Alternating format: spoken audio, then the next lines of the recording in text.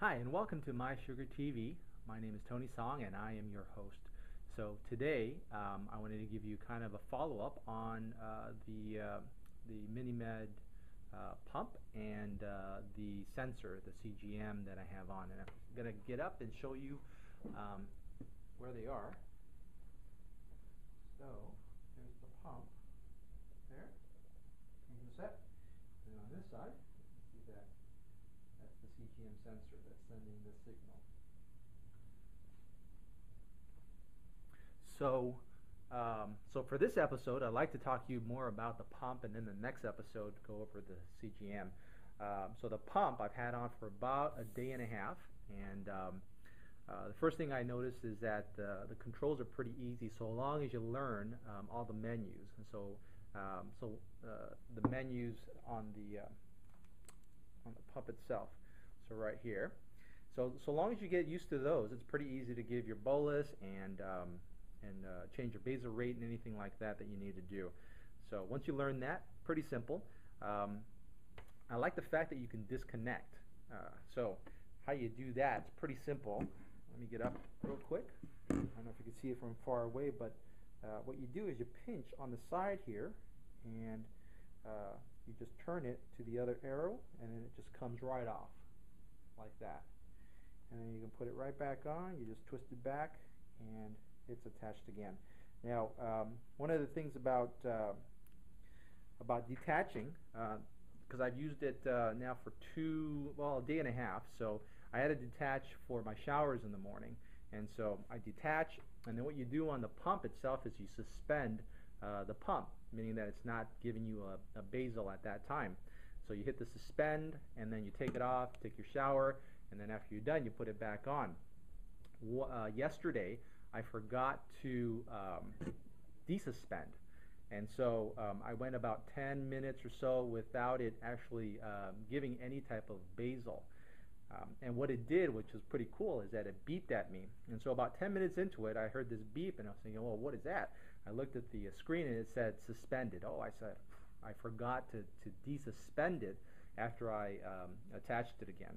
And so it does warn you on something like that, because if it didn't do that, you might think that it's on because you attached it, that's giving you a basal, and next thing you know, throughout the day, you're thinking, oh my God, my blood sugar is pretty high, what's happening here? So it warns you ahead of time so that it reminds you that, hey, you know what, you put it on suspend, maybe now is the time to desuspend it. And so that was kind of cool. One thing that I did notice yesterday was I got a little bit of blood right into the tubing.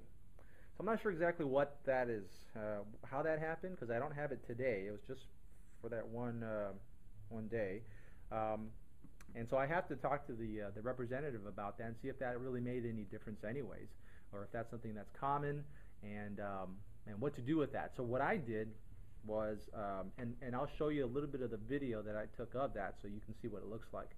What I did is I just purged it out, and I think they call it priming it out. So that's what I did, and there's nothing in it now, so we're okay, I suppose. But that's a follow-up question. I'll ask the representative to figure out if that's something that I needed to be concerned about if I was on the pump. The pump has all the bells and whistles. It has the bolus, two types of different bolus: a square wave bolus and a dual wave bolus. The dual wave is when you have something that's high in fat, like say pizza or Chinese food.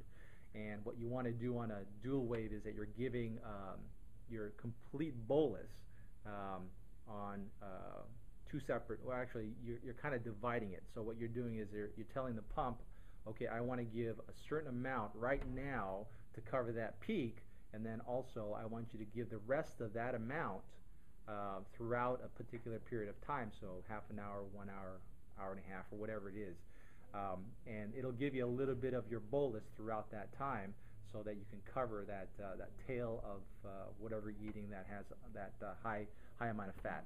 So it has that. It has a bolus wizard, and so you can program it whatever you normally eat, so that you don't have to count carbs. You just go right down to that item and hit yes, and it'll tell you exactly what the carbs are in those things because you already pre-programmed that. So that's kind of cool. So it has all the bells and whistles. It's got a backlight. You know, lots of features to warn you on certain things, occlusions. If you're like I said, if you forgot to desuspend it, there's a lot of different things. Also, one of the things that I wasn't aware of the first time I went to the bathroom. So I went to the bathroom and I had to take this off my belt clip, and I didn't know what to do with it. I said, I need my hands, and where do I put it? I can let it hang, I suppose, but I was a little afraid that it might pull out. The first time I actually had a shirt with a pocket in it, and so what I did is I just put it in the pocket. That worked out really well. Today I don't have a pocket, and yesterday, yesterday I didn't have a pocket. So what I did is I put it under my arm, and that seemed to work pretty well. So these are the little things that you never think about until you actually have one on, I suppose. But little thing that I stumbled upon. I'm sure it's not new for people that are on the pump, but if you've never been on the pump, I mean, that would be a question that comes up right away, first time you go to the bathroom. Also, one of the things I noticed about the pump was, you know, I have it on the side of my pants, or on the belt, and it really does look like a pager. So no one really suspects that this part of it is anything different than a pager. But what I think gives it away is this tubing, right? And so the tubing, what happens, or I was wearing this all day yesterday. I was going to a couple of stores, and the tubing's sticking out like that. And you know, I saw a couple of people take a double take. You know, they saw something on the side of my belt. They said, "Oh, that's a pager." But then they took another look because there was a tubing coming out. So I don't know. I mean, I felt a little self-conscious having it on, because people were staring at that and saying, "Oh, well, what is that?" But I mean, I guess that comes with the territory. I think my understanding is there's other places to put it, though. If you're a lady, you can put it between or under your bra, and I think they even have adapters of some sort to put it on your bra, little pockets that you can put it right in there, and it kind of just holds it there. One blogger that I've seen, her name is Carrie, and she runs the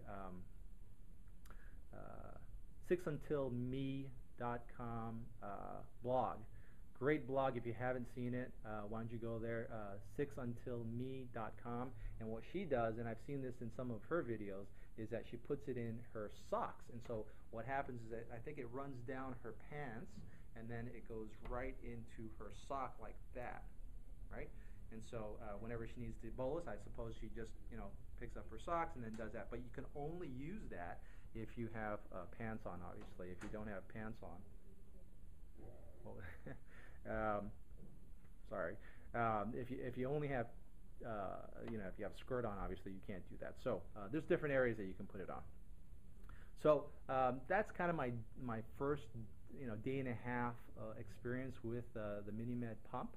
Hope that helps. And just to remind everybody, I don't use insulin, and I definitely don't need the pump to manage my diabetes. But the whole purpose behind this video blog is to introduce people that don't have any experience in these things. And so I like to show you my first experiences with products that are coming out or that have been out that you can possibly use, or that you're curious about. So so great product so far, and I'll let you know anything else that comes up over the next day, because I'll have it on for one more day.